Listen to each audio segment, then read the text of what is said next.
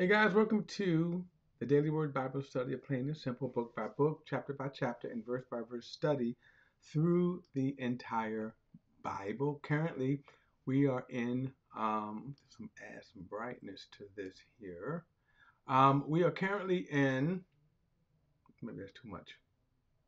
We are currently in the prophecies of Jeremiah. This is a new book. I started with the intro yesterday. So this is a new book, new study, and um, so we are um, this prophecy here. I in the intro I started, and I'm going to pick it back up with giving us again a timeline. The writings of the prophets. The writings of the prophets is a section of the book. It is the last section of the Old Testament. And so the writings of the prophets are, the writings of the prophets, by and large, is God's prophetic message to Israel to turn from their sinful ways. Now, also included in, but not limited to, it is prophecies on the second return of Jesus, the judgments of God, the judgments of the nations, the judgments of the world, the future plans of Israel. So all of these are concluded in the writings of the prophets.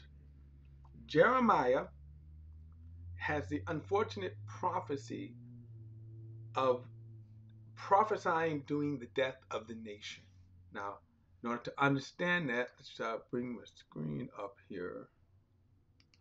In order to understand that, excuse me, we left off talking about the timeline here.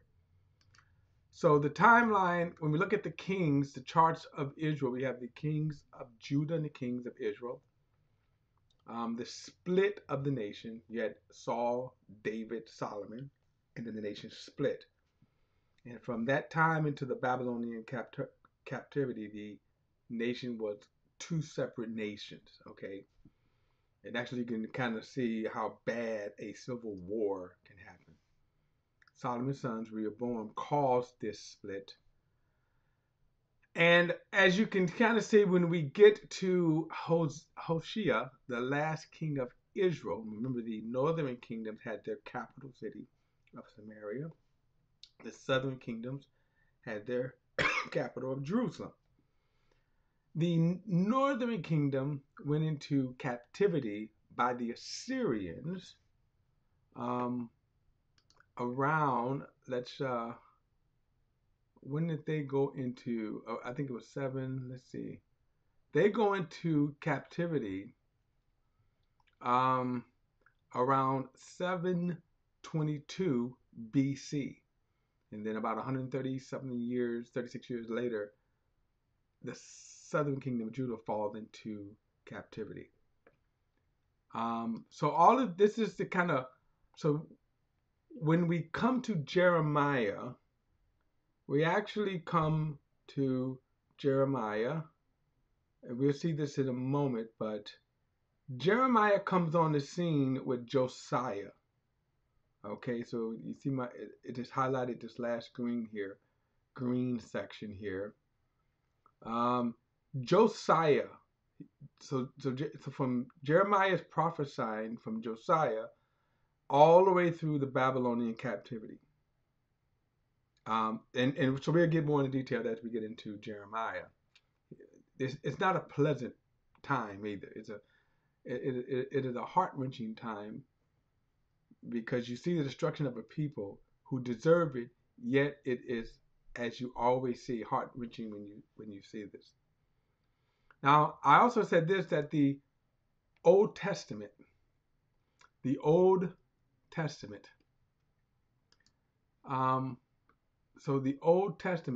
let's do this, the Old Testament prophets, and I said that the writings of the prophets is the last section of the Old Testament, and it is God's prophetic voice. Now, the way our Bibles have the books arranged is the major prophets first and then the minor prophets. So what you need to be aware of is that when you get to the minor prophets, so after you read, if you read Isaiah, Jeremiah, Lamentations, Ezekiel, Daniel, when you get to Hosea, you're starting back, you're resetting a timeline, okay? So Hosea, and actually, um, if you want to debate and these are scholars, so I don't get into this, but the debating of the timeline, as they are arranged, Hosea is comes after, I think, Joel. Now here's Obadiah. I can't think I mentioned that. I'm not going to get into Obadiah. There's a debate about when this is, when Obadiah dating is. My chart has it a lot earlier. I'm not going to get into that. But what needs to be understood about um, what needs to be understood about the writings of the prophet, and the reason why I'm taking the time to kind of go through this, because it is God's prophetic voice. So some 200 years, at 230 something years before the fall of Jerusalem, and actually the fall of Israel, God begins his prophetic utterance to the nation. Change your ways. They don't. So keep this in mind. This is over 200 years, right? So here we go, right here. Here's Amos, and here's Hosea. Like I say, there's almost over a 10-year gap, and that I'll leave this dating here for the scholars to debate. But anyway, according to this chart, Amos, actually Joel, should be the first one listed in the minor prophets, because Joel here, according to this chart, is 835. Okay, now remember, around 853, this chart has Obadiah listed. That's why I say I'm not going to get that. These are discussions for the scholars. Okay, it doesn't matter, because what I'm saying is that now the Old Testament, the minor prophets actually precede the book of Isaiah. So all of these Old Testament prophets up until Haggai, and Haggai is a post, Haggai, Zechariah, Malachi are post-Babylonian exile prophets, okay? Now, why am I saying that? Because when you read these books, you get a different prophetic voice. But the message is different. So when you kind of go back here from a timeline, we actually should start with Hosea, because the prophetic message is different. Here it's more like warning. Hey, you guys need to listen to me. You guys need to listen to me. Then when we come to Isaiah, right? So Isaiah, look at this timeline around the book of Isaiah, which is around 739, right? So he shows up, Isaiah begins to show up, and he is just over, let me get my, what is Isaiah again? 739? I'm doing the cheat here, I'm calculating this. So Isaiah's prophecy, his prophecy, about 140 years, 43 years before the fall of Jerusalem. His prophecy, by the time of his prophecy, then it's around 120 years. Okay. Now, again, I know I'm kind of babbling on about dates. My point is, you see God giving this date, giving these prophecies early on, over and over and over and over again, early on. Okay. So, um, so when we come to Jeremiah, okay, when we come to Jeremiah, he shows up around 626, 627. I'm sorry, 627. 627, which is about 30 years before the fall. Now think about that, 30 years. Okay? So when you go back and you read all of the Old Testament, this is what's going on right here too. It's important to kind of keep the context of that. So just 30 years, Jeremiah shows up, and now, and by the way, it's already too late for Judah. Manasseh, if you look at, let's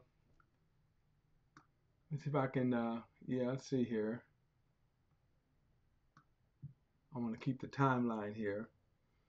You see the call of Jeremiah around 627, but it's already too late because of um, Hezekiah's son Manasseh, who was the most wickedest king in Israel. And his story is so interesting that he actually repents, but God says it's still too late though for Israel. And so they're doomed for their destruction through the hands of Nebuchadnezzar. So as you can see, this timeline here is very interesting. Now notice also some of these other minor prophets, okay? Some of these other minor prophets.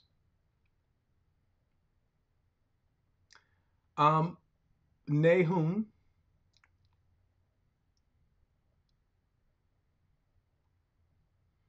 and then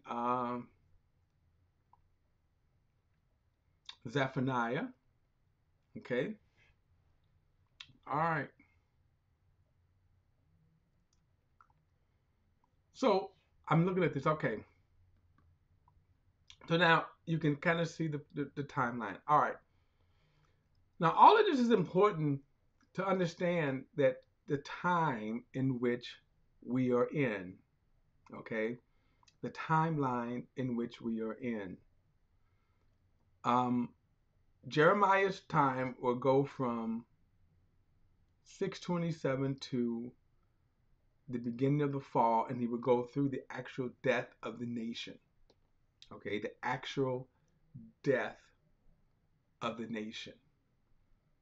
And it's going to be brutal. So, let's read. So now we kind of got the date, and I want you to get that because again, the date, God's prophetic message. Now this is going to be one more of, as we're going to see God's prophecies. The nation, the prophetic word is the nation is going to fall. It goes from, when we go all the way back to some of the other prophets, right? When we go back to some of these old, where am I? Oh, I'm sorry. Let's go back to this. When we go back to some of these minor prophets, Hosea, Joel, Amos, Obadiah, Jonah, right? Micah. When we go through these verses, these prophets, we go from a warning, a plea to God, from God, turn from your sins. Turn. You need to turn. I'm telling you guys, I'm pleading with you to turn. These are the prophecies you see here with God. So when we come now to Jeremiah, even in Isaiah, you saw this pleading with people. Remember one of the last verses says, I've stretched out my hands to a disobedient people. Well, now we're going to go from a word from pleading to, it's set. The doom is going to happen. Israel is falling, Jerusalem is falling, the temple is falling, you will be deported. At this time, there's no changing of God's mind here. After over 236 years of warning, and we're going to see some of the most peculiar. I said this before that the Jews' unbelief is unbelievable. As we have been talking about the sinful nature of man, that is in itself unbelievable. But to Jews is even more. And even as we see and hear, that God will tell them the nation is doomed. That ship has sailed. No, however, for example, he's going to tell them when Nebuchadnezzar comes, surrender to him and it will go well with you. They won't. You're going to see that the king will still try to rebel. And even the king will come to Jeremiah and say, do you have a word for me? And Jeremiah is basically going to tell him the same word that I've been telling you. Surrender. God is giving the city over. Surrender. Okay, he goes out and still tries to fight. And this is, again, so it's going to be kind of brutal. So, again,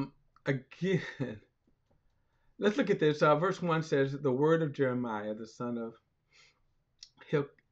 Hilkiah, one of the priests living in Anathoth.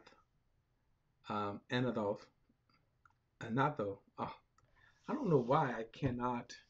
Let me cheat here again, guys, because my brain is just kind of being fried. So let me do this. Anathoth. Okay. All right. Anathoth. Okay. So he preached living in Anathoth. Now, I said this last time. This is one of the ways we can, if you ever reading any of the other scriptures, Old Testament scriptures, this is how you know if they mention Jeremiah. Remember, they say he's the son of Hilkiah. Let me do this. I'm doing some little, I got some features here that I could. Hilkiah. Okay. Anyway, voiceover here. But anyway, this is how we can identify some of the prophets, because sometimes they're different names. Jeremiah, just like that. So the word of Jeremiah, son of Hilkiah, one of the priests living in Anathoth, okay, in the territory of Benjamin. Now, another well-known biblical writer, Paul, is from the tribe of Benjamin. Okay, just trivial. He says, the word of the Lord came unto him in the 13th year of the reign of Josiah, son of Ammon, king of Judah. So again, we're talking about just 30 years. Go back to our timeline here. And Josiah, let's go back, look at our timeline here. Josiah, the call of Josiah. Where are you at, Josiah? Hezekiah's prayer, right here. Josiah. Now, one of the interesting things about Josiah is that he is prophesied some 200 years before his birth.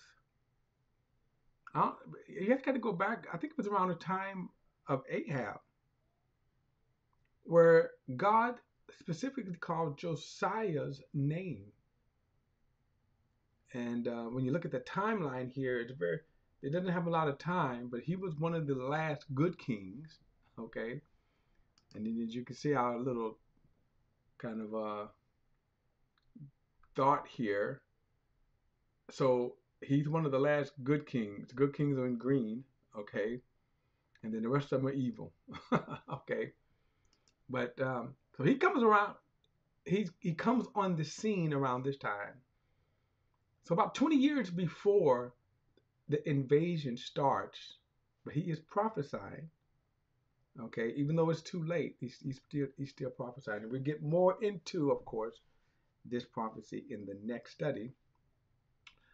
All right, guys, don't forget to like and share this video and subscribe to BP, the Bible Perspective. And as always, if you have a thought or comment, add it to the comments section below. All comments are welcome, and I'll see you in the next study.